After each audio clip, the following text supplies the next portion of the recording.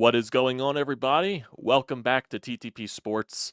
And day after, Phillies being eliminated from the postseason by the disgusting New York Mets.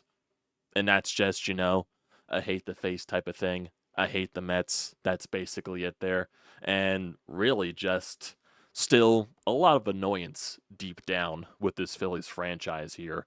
And it really just comes to, we all knew going into the postseason, even though I was one that stressed, let's be confident in this team, blah, blah, blah, blah, blah. We all knew deep down that it was basically not a fear of the New York Mets, and that is not discrediting the Mets whatsoever. We all knew the Mets were a good team coming into this. They've been a good team for a while at this point. It was really just, we had no idea which version of the Phillies that we were getting going into this playoff. And we got the bad Phillies. We got the bad Phillies, and that's just basically it right there. And there's also one thing that I do want to point out. There's a lot of fucking Braves fans that are coming at the Phillies fans for like, oh, see, the bye week does affect you. See, the bye week does affect your offense. See, the bye week is a detriment to the teams that get the bye week. Shut up. Shut up. You're butthurt from the past 2 years of us kicking your ass in the postseason. Braves fans are, that is. Phillies fans, they understand they got beat by the Mets. The Phillies did not show up. That was basically it. The Phillies did not show up. They got their asses spanked by the Mets. Pete Alonso, Brandon Nimmo, Francisco Lindor, Vientos, basically the entire Mets squad got their asses fucking ragdolled all over the place. Has nothing to do with bye week. Has nothing to do with a 4 or 5 days off. Has nothing to do with that whatsoever. So whatever Braves fans want to do and cling on to whatever they can cling on there because they're still butthurt over the past couple of seasons. No, that's not the excuse here. You Braves fans and Braves organization can use the bye week as the excuse for why you got your asses kicked the past couple of seasons. No, not us. We understand we got fucking beat and our team didn't show up. That was basically it. Nothing to do with fucking bye weeks there. So that is completely off the table. Completely off the table. That was never going to be the case. Never was going to use the bye week as the excuse. Wasn't going to be the factor. We just knew coming into this, basically through this entire season, there were two drastically different Phillies teams that we've seen through this season. The good Phillies team that we saw in the beginning of the year that went on that insanely hot stretch to be one of the best teams in baseball. And then the entire second half schedule to where they basically played like a 500 team. And we got that poor version of the Phillies in this playoff. And that's basically it. Couldn't hit besides maybe a couple of players. That's Bryce Harper and that's Nick Castellanos. And I'm not going to sit here and blame Bryce Harper because Bryce Harper, there is no point to blame Bryce Harper. Bryce Harper and Nick Castellanos, and hell, I didn't even think, because most Phillies fans, Nick Castellanos is probably the whipping boy, I would say, from this fan base. Nick Castellanos does not deserve blame whatsoever. Nick Castellanos, like I said, along with Bryce Harper, was the only two people in the offense that even showed up consistently for all 4 games. That's really just it. And then if you go to the pitching staff, Zach Wheeler was great. Christopher Sanchez was good in his appearance. Aaron Nola could have been better. And Ranger Suarez basically gave you all he could, and he still went scoreless. So Zach Wheeler showed up. I would think Christopher Sanchez showed up, and Ranger Suarez, whatever you want to consider that showing up is, I guess you can consider it. Wasn't the sharpest version of Ranger, but he still basically gave you everything he could. Like I said, Aaron Nola probably goes on the latter side because he could have been way better, but it definitely wasn't as bad as his stat line showed. Bullpen was fucking terrible, having a plus 11 ERA. That is just completely insane. Every person that you brought out of the bullpen fucking sucked. Sucked. Everyone failed. All your high leverage guys, just literally every person that you brought out of that bullpen, no matter who it was, they were going to fail. They got rocked. They got hit around. They just kept allowing run after run after run after run. And that is what that bullpen did. Didn't matter if it was Matt Strahm, didn't matter if it was Jeff Hoffman, didn't matter if it was Carlos Estevez, didn't matter if it was Orion Kerkering, didn't matter if it was Jose Alvarado, didn't matter if it was fucking anybody out of that bullpen. They all failed every single time. It's basically it. It's basically it. Offensively, Kyle Schwarber, besides game one with the leadoff home run and the single, did nothing for you besides maybe a few walks, and that's not enough. Trey Turner, yeah, maybe he had one multi-hit game in game two. Basically, besides that, it was swing and miss, choppers all around the left side. What else? Alec Bohm swinging at the first pitch nonstop. And then he has the balls to say after game two, that's the type of player I am. I'm not going to change who I am. I like being an aggressive hitter. So if I get a pitch that I like to see, I'm going to hack at it. Boom, that's not the right fucking time to say that. You fucking serious? After the performance that you just put up there in that postseason, when there's a clear disconnection between you and the manager, Rob Thompson, where your ass gets benched in game two, and then he allows you to maybe, step up for yourself in a pinch hit role in game two, and then you proceed to swing at the first pitch again in the two at-bats that you do get? Every time. And the one time that you get a hit, you're the slowest man alive. You get gunned out at second. Any other guy beats that throw. Any other guy beats that. But no, not you, Alec Bohm, because you're slow as fucking molasses. So no, you don't have the right to fucking say what you just said after post-game. You just don't. JT Realmuto did not record a single hit in 4 games. 4 games. 4.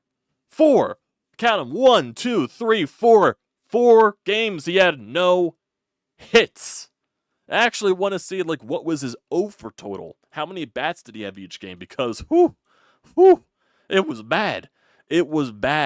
So if we go to game 1 for JT Realmuto, he went 0 for 3 with a walk. So that's 0 for 3 there. Then if we go to Then we go to game 2. JT. He was 0 for 3. I believe he got a forced out or something like that, or a sacrifice, or a sac fly. So it's still 0 for 3. So that's 0 for 6. It's 0 for 6 in 2 games.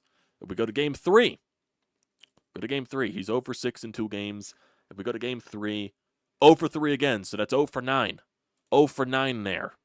0 for 9. Then game 4, he went 0 for 2 with 2 walks. So he went 0 for 11 with, I believe, 3 walks. 0 for 11. 0 for 11 with 3 walks and an RBI on a sac fly. I need way more. I need 20 billion times more than that fucking production, JT. Bryson Stott, he had the game 2 performance where, he had the clutch hits there. Basically, besides that, he was nothing. He did also flash the glove at some points as well. Still need way more. Brandon Marsh was useless because the man swings and misses at everything. Then you always have to freaking decide on who you're playing in left field, whether it's... I'm not going to harp on Weston Wilson. The dude had a couple of hard hits that didn't go his way in game 4. I'm not going to harp on him. Austin Hayes sucks. Then you had to utilize Edmundo Sosa for a couple of times there. It's just not good. It's not good. The only guys offensively that showed up on a consistent basis was Bryce Harper and Nick Castellanos. Game 4, Bryce Harper leadoff double, gets stranded. Nick Castellanos stranded at third base after 1 run scores there. It just can't happen. It just can't happen. Ridiculous. Absolutely fucking ridiculous. It just can't happen at all offensively. And that's what did. When Zach Wheeler gives you that performance that he did in game 1, you lose that game because the bullpen glows up. And yes, because you can also say they didn't score enough runs, but I would like to have my high leverage guys that are coming out of the bullpen that have been good for you all season to keep it scoreless. Because sometimes, in playoffs, you're going to have to win the low-scoring games. Not go in there and instantly fucking blow up. And that's exactly what your bullpen did every single time. wasted Zach Wheeler's dominance and brilliance, because that game was fantastic. Zach Wheeler basically pitched the game of his life there, and he deserved a way better fate. You can argue from Zach Wheeler's career, that was probably one of the best starts of his fucking career. Playoff-wise, I guess you could say playoff-wise, best game of his career. The only other game that I can think it goes up with is maybe NLCS Game 1, because he dominated in that game as well. But this game, all the swings and misses that he got, everything, dude was on a different fucking level. Deserved a way better fate, and the team just completely shat in his face. Kicked him in the balls, whatever you want to do. Anything. Anything possible. And the more I even talk about it, the more I even think about it, it makes me mad. Then you get Rob Thompson's decision-making specifically in Game 4, for some reason keeping Jeff Hoffman out there for way too fucking long, where the guy is basically nearing 30 pitches, above 30 pitches. The guy can't throw strikes. The guy can't even hit the fucking zone, whatever, because he's spiking the ball left and right, wild pitches left and right, allowing runners to advance. And then you bring in Carlos Estevez into an impossible situation. He allows the Grand, even though it's an impossible situation, I would like the guy that we got at the trade deadline to be the back end of the bullpen guy to, maybe not allow a grand slam. We can also do that. Not allow a grand slam. It's that simple. It's that simple. Don't allow a grand slam. But no, you did. You did. And then thinking that, maybe they have some life in the top of the ninth because Edwin Diaz is throwing all over the place. Nope. Nope. Nope. Nope. Nope. Nope, nope, nope, nope, nope. My goodness. You can't even describe what the hell we witnessed in this NLDS. It was just complete and utter misery. I wouldn't even say heartbreak, because no, you have to be doing something positive to get heartbroken. You have to be doing something positive. You have to be playing good. Then you lose a hard-fought series. That would be considered heartbreaking. If both teams were just going back and forth, and the Mets just happened to win in 5 games and a close one, just happened to squeak one by there. Yeah, that you can consider a heartbreak. No, this was just utter fucking domination by the New York Mets. Doesn't even consider heartbreak. It's just pure frustration, pure anger, just questions and questions and questions and questions all over the place. Because we have so many questions. Excuse me there. And then, something that I also think of, and maybe you guys would agree with this, maybe you wouldn't. I have no idea. Maybe it's a good thing. Maybe it's a good thing this team got eliminated early and got embarrassed. Because maybe that leads them to making changes that do need to be made, roster-wise, coaching-wise, because we'll definitely get into some of that stuff here. Because there's a lot of things that need to be changed. Offensive, adjustments, offensive, philosophies and everything like that. Because I'm sure Dave Dombrowski in the next few days or so is going to have his meetings with the coaching staff and is going to have the deciding factors on who to bring back, who not to bring back. Automatically, Kevin Long is probably not coming back. I would not be shocked if I would be shocked if Kevin Long comes back, because at this rate, you just need a new, probably offensive philosophy in that clubhouse, teaching guys just new things. And yeah, it probably doesn't help that you have guys in a lineup that are more swing and miss prone than not. But maybe getting new offensive philosophies in that clubhouse maybe fixes some things. But that's even further from what needs to be changed. Rob Thompson, I would more expect him staying than going. I wouldn't be shocked if he went at the end of the day, but that's still the least possible thing that I do see happening from coaching staff changes or whatsoever. Because I just don't see that happening in totality. But Caleb Cotham, I don't think it's his fault that the bullpen completely went out there and imploded. I don't think that's him. That's more players just not fucking executing and not having the balls to pitch in the postseason. That's just and it also comes back to that statement too with the pitching. Even though I just said it right there, I'm just like, how all of a sudden did you just undevelop the balls, the pitch in the postseason, when your bullpen, besides Craig Kimbrell last season, was pretty good in the postseason? the past couple of years? How all of a sudden did you just undevelop a ball sack? That's what I want to know. That is what I want to know. I just need to know.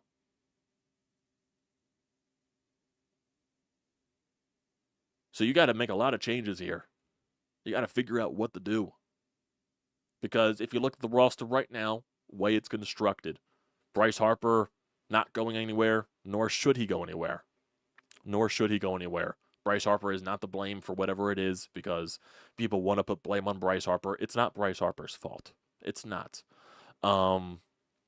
Nick Castellanos, he was one of the only guys that showed up for you in this postseason, along with Bryce Harper.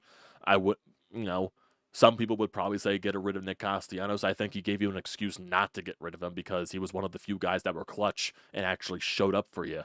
Trey Turner, you're stuck with his contract, so you're going to have to figure that out. Kyle Schwarber, he's on the last year of his contract coming after this season, so I would assume. So those 4 guys are probably going to still be here. JT Realmuto definitely is a question mark. He'll be going into the last year of his contract as well. He's going to be, 34, 35 years old or something like that. I think you can have some type of discussion surrounding JT Realmuto. It's really just what are you going to do with that bottom part of the lineup? What are you going to do with Alec Bohm? I think Alec Bohm's gone. What are you going to do with Brandon Marsh? I think Brandon Marsh is gone. What are you going to do with Bryson Stott? I would think they're more willing to keep Bryson Stott because I do think there is something salvageable with his bat, and his glove is Gold Glove caliber. So I think there is something, salvageable with that. But that's still to an extent. I wouldn't be shocked if Bryson Stott's gone too. So basically at this point, you need to figure out who your left fielder is. You need to figure out who your center fielder is. And you need to figure out who your third baseman is. That's basically it there. And if you do keep JT Realmuto, I would go after and get a backup catcher that can plug in more games than Garrett Stubbs, and it gives JT rest. Because at this point, the longer you play, the more mileage on your body, especially at the catcher position, and JT Realmuto isn't getting any younger. He just went through the knee surgery stuff this year. He isn't getting any younger. You're probably going to have to have a catcher that could actually play well. Even though, yes, Garrett Stubbs is a good defensive catcher, but offensively, he's basically a black hole. So you're probably going to need something better at the backup catcher position. Maybe that's a Rafael Marchand. Maybe that's the answer there for your backup catcher problem. Or you go out there and get a cheap veteran, something like that can just produce offensively. I have no idea what you do there. Bullpen-wise, bullpen guys are always interchangeable, so they're going to make changes from there. It's really just what are you going to do with your left field situation, what are you going to do with your center field situation, and what are you going to do with third base? Because Bryce is staying at first. Stott, if he does stay, he's most likely playing second base. Trey Turner, he's obviously staying. You can't do anything with that contract. He's going to play shortstop unless you do the decision to put him in the outfield, which a lot of people are bringing up, and then maybe you do something else with shortstop or something like that. A lot of Phillies fans want the Phillies to bring up Aiden Miller and everything like that. I don't think Aiden Miller's even close to being ready. And I do understand from a certain factor, you do need young guys to develop and produce and everything like that. And yeah, maybe Aiden Miller could be a spark that you do definitely. I have no idea. Same thing with people bringing up Justin Crawford. I don't think those guys are even close to being ready yet. I just don't see it whatsoever. Crawford's probably more ready than Aiden Miller at this point, but that's still, maybe another year or two away from those guys being ready. But if those guys do prove themselves, to be ready, then yes, I would give it a shot. But you still need to figure out certain situations there. You still need to figure out who is going to be playing left field, basically, and that's what I'm going to be talking about the entire time. Left field, center field, third base. Those are the 3 positions. And we all know how poor the offensive production was from your outfield. You need something better there. So do you go after a left fielder that, maybe isn't the best glove, but he can get you offense? He can hit the ball and actually be productive. And then maybe you can have a combination of, Nick Castellanos and the left fielder, whoever it is, be the offensive production from the outfield. And then you can settle with a defensive-minded center fielder or something like that. Maybe that revolves around you keeping a Johan Rojas. I have no idea. But moves need to be made, changes need to be made for this team if they want to keep their window alive and keep whatever glimmer hopes of them winning a World Series in the near future. because you got to keep doing this thing. You got to keep finding a way to fight for this thing because you have Bryce Harper, who's not getting any younger. You have Zach Wheeler, who you just extended to a big boy contract. You have Aaron Nola on the extension. You just extended Christopher Sanchez. So realistically, your top three parts of the rotation are set. It's just realizing, or it's just recognizing what are you going to do with the fourth and the fifth spot in the rotation. Does Ranger Suarez get another shot? And what happens with Taijuan Walker? I would most likely assume they try to bury his contract somewhere, eat the money or something like that. That's most likely what I would expect them to do. And then possibly they just send Andrew Painter down into the Arizona Fall League, so I wouldn't be shocked if Andrew Painter fights for a rotation spot next year. But do the Phillies have faith that Ranger Suarez can be a guy that can pitch a full season? I don't think they do. That's why we haven't really seen an extension for a guy like a Ranger Suarez. Because the other guys are all extended. Wheeler's extended, Nola's extended, he's already on the extension, and Christopher Sanchez just got extended. So there's a decision to be made there about Ranger Suarez because the dude cannot stay healthy for the entirety of the regular season. It's just a fact. It's just a fact. John Middleton, he's not going to be afraid to make any decisions. I don't think John Middleton would be. Money is not an option. He doesn't. Well, the way to describe it better, money's, or he doesn't care how he spends his money. Basically, John Middleton's not going to be afraid to spend money. That's basically it. So whether changes have to be made through free agency, whether changes have to be made through the trade deadline, I don't think John Middleton is going to care nonetheless, unless it makes the team better. That's basically where it sums it up there. But overall, it's just the fact that changes need to be made. I don't think they're making any changes in the front office. They're not doing anything there. It's really just coaching staff changes and roster changes. That's what they need to do. And I'm focusing more on the roster side, focusing more on the left field, center field, and third base areas. Because Alec Bohm, I do not see coming back.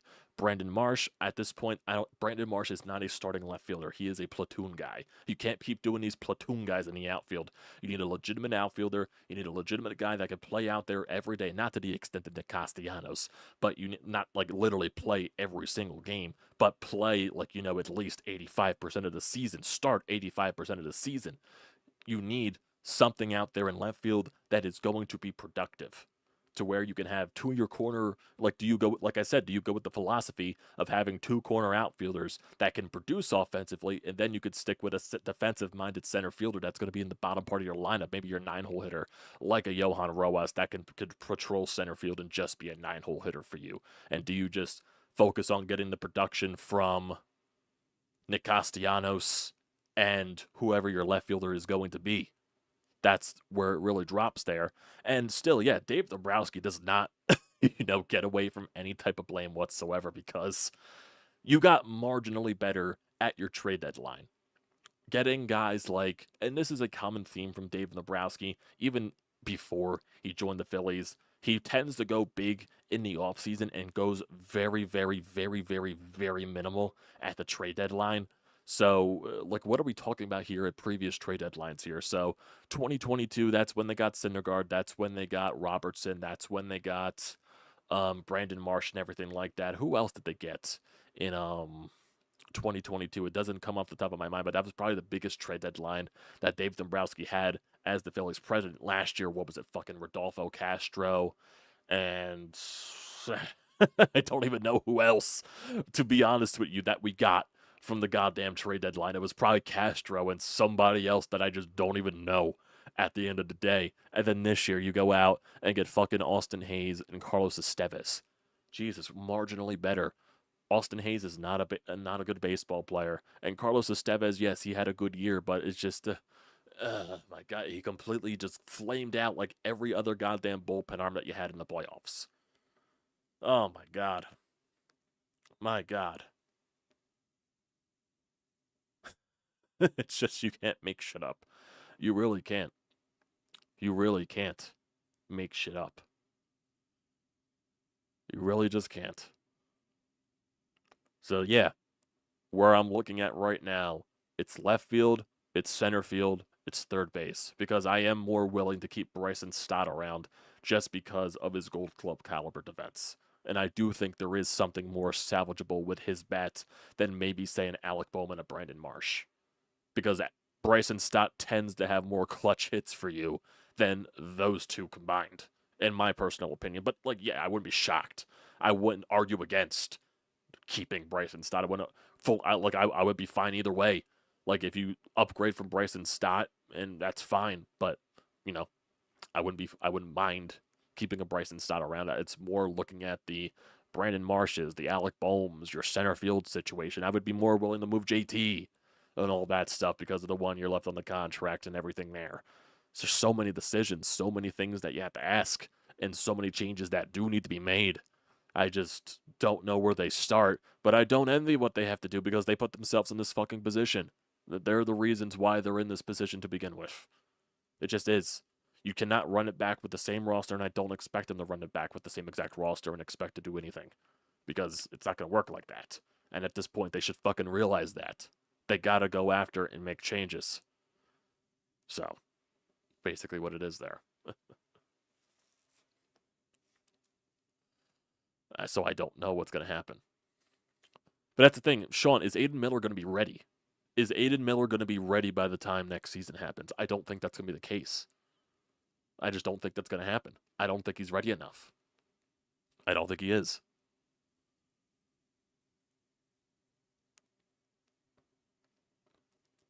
I just don't know what Aiden Miller and Justin Crawford do right now at this stage in their careers. Like, are they in position to help this team win? Yes, I understand that some of these teams have a rookie that comes up and shines for them. Like with the Mets, they had Vientos that basically came up there after they sent down Brett Beatty, and he shined for them and basically became a star for them overnight, especially in the playoffs with the way that he's swinging the bat. I know Texas, they had a couple of rookies when they won the World Series. You do need to call up your prospects. You do need to see whatever happens there. Who knows? Who knows? Who knows what's going to happen at this point? But a lot of shit does need to happen with this team, with this organization. I just want to see right now with someone like an Aiden Miller right now. So let me see. So if I go to Aiden Miller, how old is Aiden Miller? He's 20 years old. So that's going to be a lot to ask from a 20-year-old. And looking at his numbers right now through the minor leagues. And this is a kid they're hyping up to be the best Phillies prospect since Mike Schmidt. So there's also that. That's probably the Phillies organization doing that. So far throughout his entire minor league career. So instead of just focusing on this year as a whole, we'll focus on his entire, because I do believe he got some time in after he was drafted. So his entire minor league career, he's had 461 at-bats. He has a 267 average with a 375 on base and an 811 slugging. 62 RBIs in his career, 27 stolen bases, and 11 home runs total. So that's a 20-year-old doing that in minor league baseball, so take it how it is.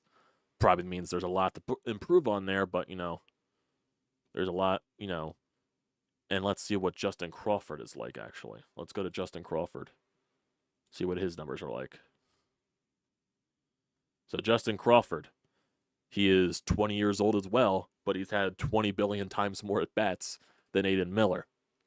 So Justin Crawford, throughout the entirety of his minor league career, he's had 864 at-bats. He has a 316 average, a 371 on base, and an 813 OPS.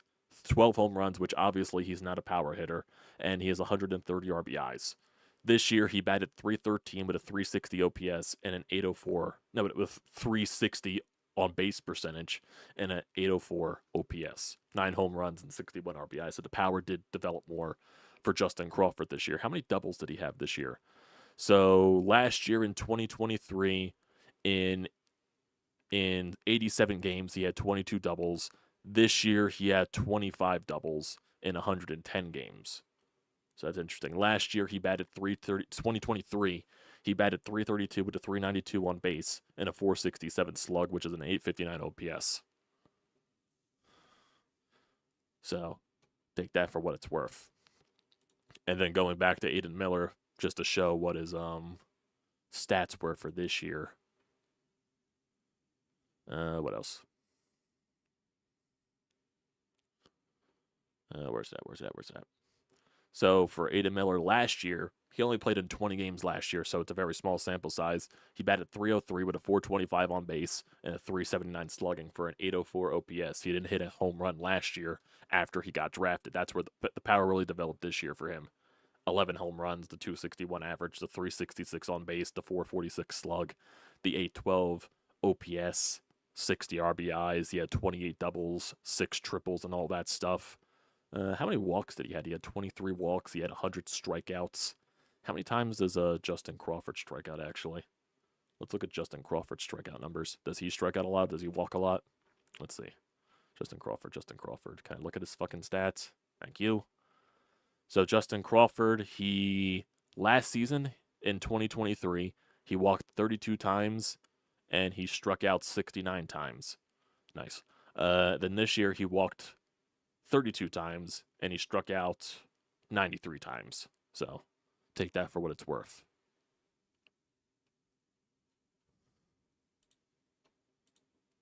So that's what we're looking at there with those two guys in particular. And if we go to, I guess, if you want to look at the MLB free agents, spot track stuff. So we can look at free agents for this year, 2020, well, the 2025 offseason technically. So let's go to here. Let's see what the free agents are, and basically run from there.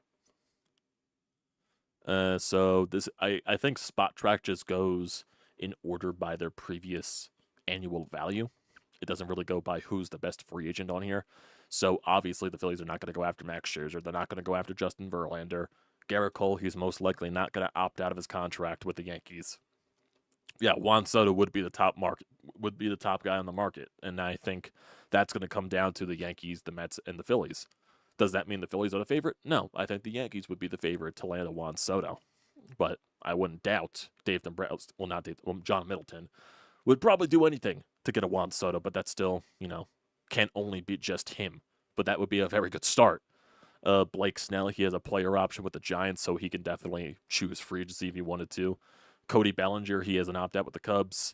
Paul Goldschmidt, he's a free agent. Teoscar Hernandez, he's a free agent. We're not going after Patrick Corbin. Robbie Ray, he has an opt-out on his contract. Pete Alonso's going to be a free agent, but I think after this playoff run, he's probably going to extend with the Mets. Alex Bregman, he would be a free agent. Would you guys be interested in Alex Bregman? Like, what did Alex Bregman do this year with the Astros? What did Alex Bregman do this year? Alex Bregman. If the webpage would load, that would be nice. That'd be very nice.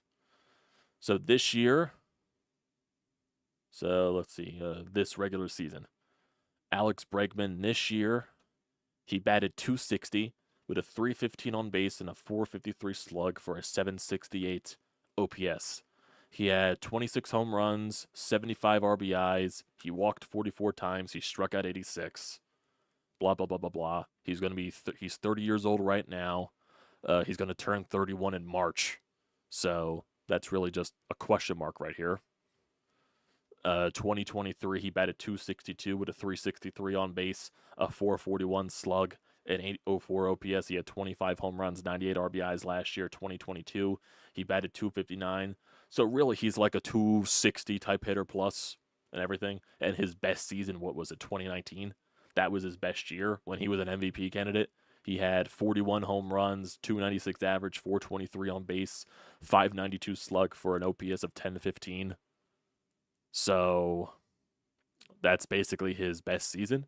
But right now it looks like he's, a 20, 25 plus home run hitter that can be, a .260 plus average, a 310 plus on base guy, all that stuff. So let's see, previous years. Last year he had a .363 on base. So his on base right here looks like it could be .350 plus, basically, for his career. And, this year he walked a lot less than he did last year. And last year he had 92 walks. So walks could be better there. Who else is here on the free agent list? Anthony Rizzo, probably not. Michael Conforto. It's an interesting choice. What did Michael Conforto do this year for the Giants? Because isn't he an outfielder? I would assume he's 31 years old. What did Michael Conforto do this year for the Giants? Okay, no thanks. Okay, no thanks. Batted .237 with a 309 on base. No thanks. No thanks. I don't want that. I don't want that. Nathan Eovaldi. Rhys Hoskins has an opt-out of his contract. Josh Bell is a free agent. Go after Josh Bell, but he would have to play first base. Kenley Jansen's a free agent. Michael Wacha has a player option with the Royals. Frankie Montas has a mutual option. Corbin Burns is going to be a UFA, so is Corbin Burns going to hit the open market? Would you want to be paying another starter? Max Fried's going to be a UFA. Ryan Presley has some type of thing with the Astros. Mitch Haniger is a player option. Gleyber Torres is a free agent. Jack Flaherty is a free agent. Sean Manaea has a player option. Mark Hanna. Mark Hanna could be a nice bench option for you. Mark Hanna could be a nice depth guy for you. I wouldn't mind getting a guy like a Mark Hanna as for the bench. You know what I mean? So what did Mark Hanna do this year?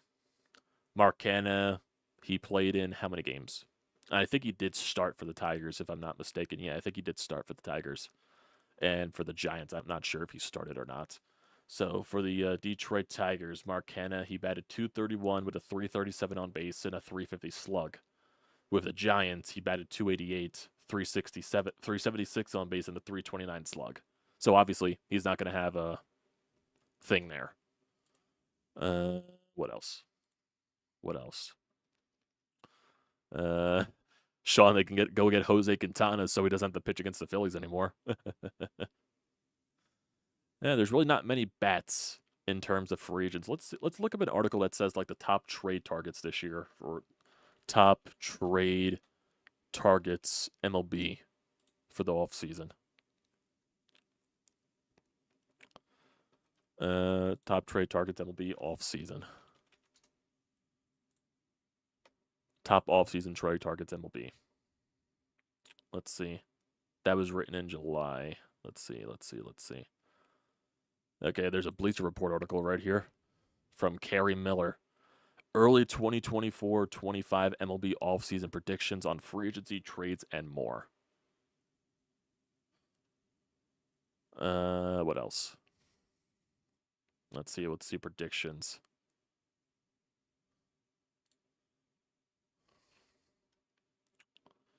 Let's see where are the predictions at? Where are the predictions at? I would like to see some predictions. Okay, this is an obvious one. White Sox trade away both Garrett Crochet and Luis Robert, or Robert Jr. That's an obvious. This person says Devin Williams also gets traded from the Brewers. I wouldn't be shocked. Would not be shocked there. Marlins move a marquee pitcher. Would not be shocked if they try to trade someone like Sandy Alcantara. Free agents re-signing with current team will be a major theme, they're saying. So let's see. This offseason is all about Juan Soto. It won't quite be as big as last year's Shohei Ohtani week states, but arguably more of a circus and bigger story than Aaron Judge's free agency from the previous winter. Unless the Yankees lowball him and or the Mets make a ginormous offer that the Yanks are unwilling to match, he's probably going to stay in the Bronx, right? He has clearly been enjoying his time playing alongside Judge, and they have a chance to do something historically special beyond just this 1 year of the two-headed dominance. And if he does re-sign with the Yankees, it could set into motion a chain reaction that results in a lot of this year's top free agents simply staying put.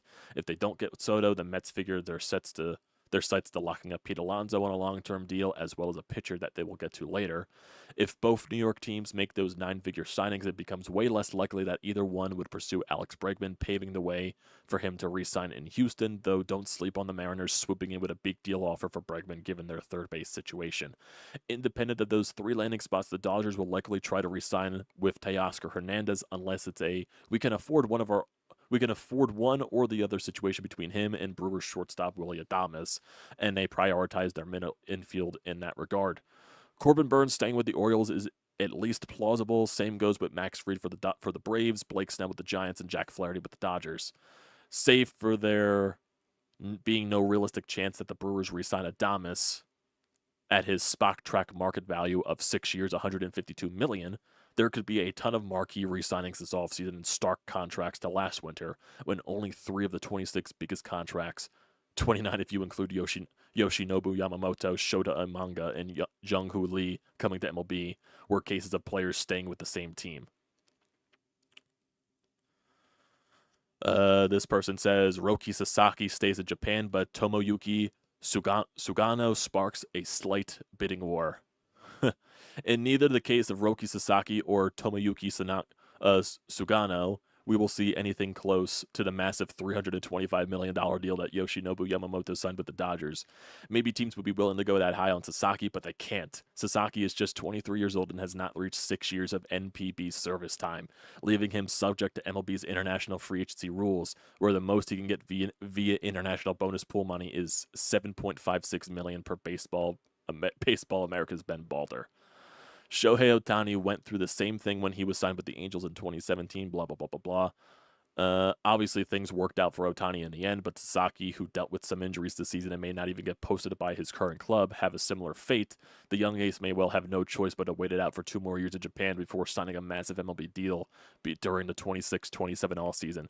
Sugano, on the other hand, is also almost too expected. After 12 years of Nippon professional baseball, he turns 35 in a few days and is likely to only receive a 2-year, maybe 3-year deal as he nears the end of his career. However, it's a career with a 2.45 ERA and 1,873 in a third innings pitched, in which he just had a 1.67 ERA and 156 and 2/3 innings pitched this year. And he intends to sign with an MLB team fresh off of both Yamamoto and Shota Imanga having incredible debut seasons in their transitions to MLB, so there might be more of a bidding war for his services than there would have been a couple of years ago. This person also predicts Baltimore to spend more in free agency, blah, blah, blah. They're predicting Willy Adames to sign with the Atlanta Braves, and Blake Snell signs with the Mets. That's this Bleacher Report article. But there's really not much talking about the offseason here. So let's see. This is just from CBS Sports in general, MLB offseason trade candidates, trade 10 players who can move. I do remember seeing something about, like, I believe it was a Tim Kelly article. I forget where it was, but they did say that maybe a trade target that you could see going to the Phillies, maybe Ryan Helsley from the Cardinals. Maybe something like that. Maybe something like that, or something around that aspect. This is from RJ Anderson of CBS Sports. I believe this was written around July 31st, so this was written around the trade deadline. MLB offseason trade candidates, 10 players who can move this winter after staying put at the 2024 deadline. Obviously, number 1 is Garrett Crochet. Number 2 is Luis Robert. 3 is Yandy Diaz of the Tampa Bay Rays. He's a first baseman. Brandon Lau of the Rays. Jesus Luzardo of the Marlins. Sandy Alcantara of the Marlins. Taylor Ward of the Angels. Luis Rengifo of the Angels. Cal Quantrill of the Rockies. And Ryan McMahon of the Rockies. Luis Rengifo actually is an interesting option here. I know he had some good numbers last year. How old is he? Luis Rengifo, he is 27 years old. 27 years old. What were his numbers like? I know he got injured at the end of the year. I know that happened. Let's see his numbers. Okay, this year was a career best year, hitting-wise, for Rengifo. This year, in 78 games, he batted .300 with a .347 on base and a .417 slug. So, let's see. Does he walk much? He had 16 walks this year to 44 strikeouts. He had 13. Okay, never mind. For some reason, I thought Rengifo was better than what I thought. Let's see. Yandy Diaz. What was Yandy Diaz like this year for the Rays? What was he like? He's 33 years old. This year, he batted .281 with 14 home runs, a .341 on base, a .414 slug. Yandy Diaz definitely would intrigue me. Is he a third baseman or is he a first baseman? What positions does he play? MLB.com says he plays first base, but then something else says he plays third base, if I'm not mistaken. Let's see. What else? Yandy Diaz, first base for the Rays. Yeah, Yandy Diaz definitely would be an interesting option. Brandon Lau, probably not.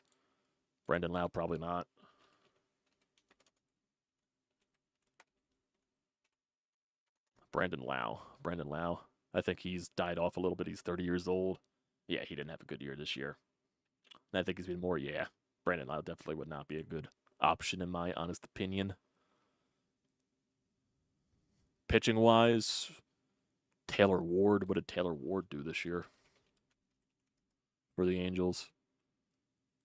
Taylor Ward, he's 30 years old, so you're getting in that range as well. 25 home runs, 75 RBIs, 246 average. It's decent numbers, I guess. Decent in today's game. I'm trying to see if there's any better articles talking about this stuff.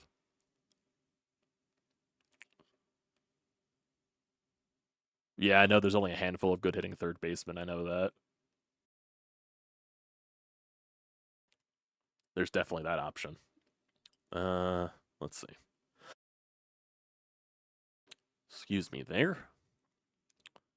And here we go. Bleacher Report. One MLB player from each team most likely to be traded in the offseason. Let's see what Bleacher Report has their Phillies target here. Diamondbacks say Jake McCarthy. Atlanta, Orlando Arcia, and Baltimore, Ryan Mountcastle.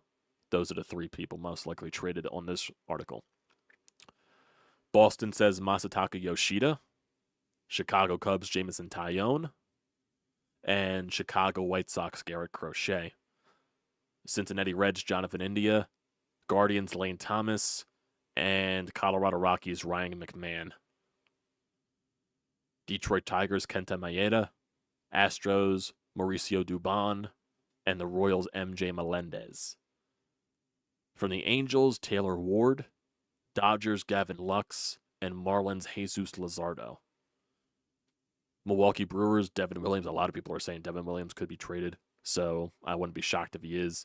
Minnesota Twins, Edouard Julien. And from the Mets, Brett Beatty. Yeah, especially after Vientos' breakout. I wouldn't be shocked if they try to move Beatty for something. From the Yankees, Nestor Cortez could be traded. Athletics, Brent Rooker could be traded. He's definitely going to get a lot of stuff on the market there. They say right here on Bleacher Report, Nick Castellanos could be traded. Let's see what their reasoning is. Remember when Castellanos appeared on the rumor mill last winter? It was early on and the movement proved to be fleeting. Yet it wouldn't be surprising if history repeated itself this winter. As opposed to 3 years and $60 million, he would only have 2 years and $40 million left on its deal. It's much less for a team to absorb or for the Phillies to eat. So that's their reasoning there. Pittsburgh Pirates, Nick Gonzalez. San Diego Padres, Jake Cronenworth. Giants, Mike Yastrzemski. Mariners, Emerson Hancock. St. Louis Cardinals, Steven Matz. Tampa Bay Rays, Yandy Diaz. Texas, Nathaniel Lau. What else? Toronto Blue Jays, Vladimir Guerrero Jr. He might get a good bang for his buck, especially with the season that he had this year. Nationals, Kyle Finnegan. And that's it. That is it right there. That is interesting. Let me see something here. I want to look at some of the Blue Jays, even though the Blue Jays players I probably would stray away from too because of the way they've developed basically. Let me look at Vlad Guerrero Jr. Even though, like I said, Vlad Guerrero is probably not even close to on the Phillies list, but I just want to look at what he did this year in general. I know he had a really good year. Let's see. Vlad Guerrero Jr. This year in 616 at bats, he batted .323 with a .396 on base and a .940 OPS. He had 30 home runs with 103 RBI. And he had 72 walks to 96 strikeouts. He had a .544 slug. And this is definitely his best career season at this point. I would say overall his best career season. Maybe 2021 was better. Look at Bo Bichette, actually. What has Bo Bichette done this year? I know this year was more injury-riddled than not for Bo Bichette.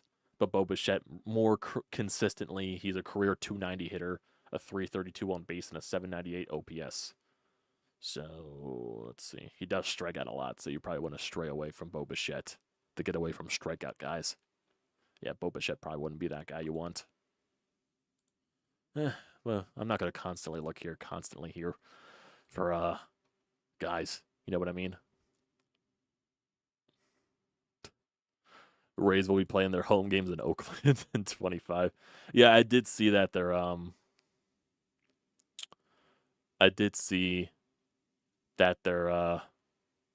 stadium went completely crazy there. So definitely is crazy. And speaking of scores right now, what's going on? So right now the Yankees and the Royals just started. They're in the bottom of the third, 1-0 Yanks. And the Guardians and the Tigers, they're in the bottom of the eighth. Cleveland is winning 4-3, and the Tigers have a man on first and second with 1 out. So we'll see where that ends.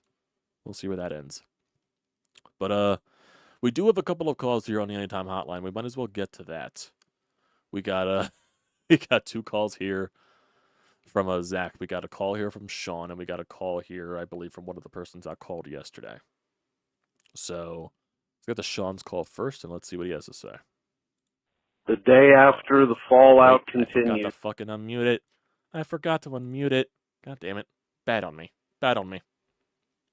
Let's go. The day after the fallout continues. I touched on lineup changes I would make last night. So let's go to the pitching. I think the key to the pitching, at least with the starters, is can Andrew Painter emerge? I mean, I think the rest of the rotation can be left intact. I mean, what really are you going to do? Wheeler's still going to be there, Nola. You have to hope Sanchez continues to improve. Ranger's arm gets a little bit stronger. Painter's the wild card if he's everything that they said he's going to be. Bullpen, kind of the same thing. I mean, you might tweak it a little bit, but what can you really do? I mean, I think you're pretty much bringing back the guys intact. Maybe one addition on a minor type of move, but I think they'll go with bullpen / closer by committee again. The other area that I think the Phillies do need to look at is bench, because other than Edmundo Sosa, their bench is garbage. That's an area that I said Dombrowski should have fixed in the offseason last year and didn't. I don't care for Cody Clemens, Weston Wilson, Garrett Stubbs, etc. Again, get some legitimate guys like you had, let's say, back in 2008 with Dobbs and Stairs that can come in and actually give you something offensively off the bench. We'll see what they do. It's going to be an interesting offseason. Definitely will be. Yeah, I wouldn't be shocked if they had to do something with the bench. Yeah, Sosa's probably staying. What's Sosa's control like, actually? No Sosa contract. I just want to see how many more years he has left. Or, like, control years he has left. So Sosa, he has 1 more year of arbitration left. 1 more year of arbitration, and then he's a UFA in 2027. So that's where it is there. So yeah, I wouldn't be shocked. Definitely would not be shocked. Let's go to Zach here. So a little less than 24 hours after the Phillies' disappointment, and I'd be lying to you if I said I felt any better. I mean, just to see a broken team, nothing to give really, is an embarrassment. And, you know, last night I had a bit of an overreaction. I'm called for Rob Thompson's job. I'm not ready to do that yet. I think, you know, Dave Dombrowski, John Middleton have some tough conversations to have. You can't just fire him right now. You know, it's an overreaction. Philadelphia fans, we do it all the time. However, I am ready to move on from Alec Bohm. I think we've seen enough.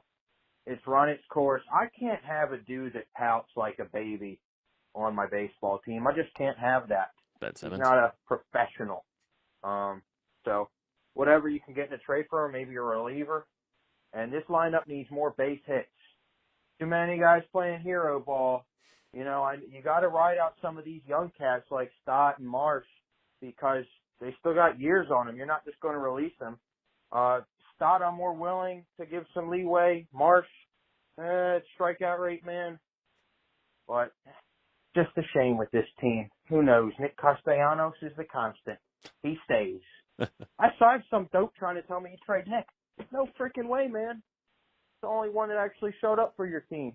Well, other than Bryce, but Kyle's got to figure it out. JT, man, that's the big one. 1 year left on his deal. Well, Bros made a great point about catchers and shelf life and how much does JT really have to give us. He's been a great catcher for a long time, and sometimes you just run out of gas. But, I don't know, man. Paul's going on 2 minutes here, so I'll shut it down. But road to 1,000. Let's hit it, baby. Peace. I appreciate it. You also did leave it on a call, so let's get to that one first. All right, I'm going to take your time for 1 more minute. Forgot to mention Trey Turner. My God, that contract looks like a mistake of all mistakes right now. $300 million for a guy that can't even play shortstop. I mean, his approach at the plate makes me sick. He doesn't scream Philly, man. He doesn't feel like a Philly to me. He needs to be moved to the left field or something because he can't play shortstop. That was really the only other thing I wanted to touch on, but yeah. I don't know. And of course we paid Taiwan Walker all this money. But this call won't be as long. Bye-bye. Yeah, I'm sure a lot of people are, or I know Brodes is already up in air about Trey Turner being the worst contract in Phillies history. Yeah, I mean everything's warranted right now. Every single thing is warranted right now. But I do think JT Realmuto is definitely an interesting thing on what happens this offseason, 100%. I think JT definitely is the what happens with him. Because I do see Bryce is obviously staying. You're not getting rid of him, nor should you. Schwarber, he does have 1 year left, but his probably more willing to keep him just in general because his production has been very good for you over the course of his contract. Trey Turner you're stuck with.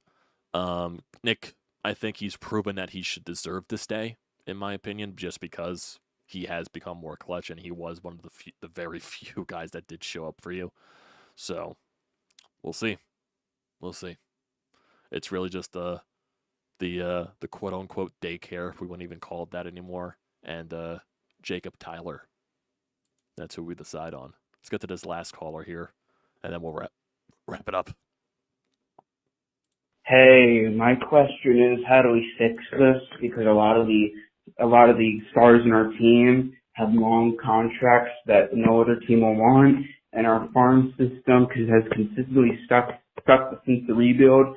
We've only developed Sanchez and Suarez. So what can we do? I wouldn't say they only developed Sanchez and Suarez. I mean, as much as we rap on Bohm, Stott, and all that stuff, Stott has become a Major League Baseball player. Bohm is a Major League caliber baseball player. Ranger turned into a Major League caliber pitcher. Sanchez has turned into a caliber pitcher. There's a few young guys on here. We also knock Kirkwood a little bit. He's still very young, but he has some promise, but also some very skeptical type of things here. So there's our young players that they are developing. It's just the fact that they got to make moves. There's no other choice. They definitely gotta.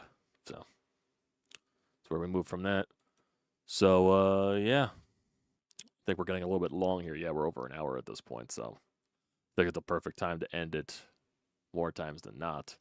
So the NLCS, it's not fully set in stone yet. Dodgers and the Padres are playing a 5th game tomorrow. So that should be interesting to see what happens. It looks like the Guardians are going to win this game unless Detroit does something in the bottom of the 9th. But it looks like the Guardians will win that. And we'll see what happens with the Yankees and the Royals. Because if the Yankees win, they move on to the ALCS. So, yeah, we'll see how everything goes along with that. For the Dodgers, Padres, I'm sure it's going to be who's going to be for Game 5 for both teams. Because I know the Dodgers, they went with a bullpen game, actually, in last night's game. So who pitches in this one? So it's going to be Yu Darvish for the Padres, and right now it's undecided for the Dodgers. So we'll see what happens there. Can they go 2 bullpen games in a row? I don't think they can. So we'll see. Yeah, Sanchez was also obtained from Tampa Bay, but I guess you could say they did develop him since, for a little bit there. I guess you can say that. But yeah, Sanchez was a guy they got from Tampa. I forget what trade that was for even, so that's another topic for another day though. But yeah, I think that's where we're gonna end it today, boys. I appreciate it. Thank you for coming here to my TED Talk, basically, for the past hour. Didn't expect it to go this long, but we did have a lot of things to talk about here. So, and I'm sure we're gonna have way more things to talk about as the days go along. But yeah, we'll maybe get away from the Phillies topic this weekend because we do have Flyers tomorrow and Saturday. We got Eagles Sunday, obviously. So there's definitely some things on the docket. We are gonna have, during the Flyers opening night game, we're gonna have watching the game live there. So definitely join up tomorrow. It is a late night game, so it's a 10 o'clock or so. you won't have to worry about me eating dinner during the stream. We don't have to worry about that anymore. But we will have Flyers Canucks opening night tomorrow. So that'll be at least something more enjoyable, hopefully. Hopefully Matvey Michkov and Mr. Jet Luchenko have something going for us there. And yeah, so like I said, Flyers tomorrow and Saturday probably. Sunday Eagles obviously, and then if there's anything more Phillies wise we can talk about next week, we could definitely get into those type of topics there. So you'll see something pop up in your subscription feed. You always do. So I appreciate all you guys joining me here throughout the entirety of the Phillies season. All the people that were here basically the entirety of the way, and all the people that have joined recently. I appreciate all you guys. I love every single one of you. You all know that. And yeah, I appreciate you all. So don't forget to leave a comment in the comment section down below. Don't forget to drop a like. Don't forget to hit that subscribe button. We're getting closer and closer and closer and closer and closer to 1,000. I think the last time I saw we were at 980. I'm not sure if that changed during the stream at all or anything. Nope, it's still at 980. So we got 20 more subscribers to go to get to 1,000. So we're getting very close there. So hit that subscribe button, guys. It does me a really great deal of service. Also, use the code TTPSPORTS, $20 off your first purchase at SeatGeek. Great deal. Don't pass it up. Always got to plug that in. So, appreciate you guys joining in as always. And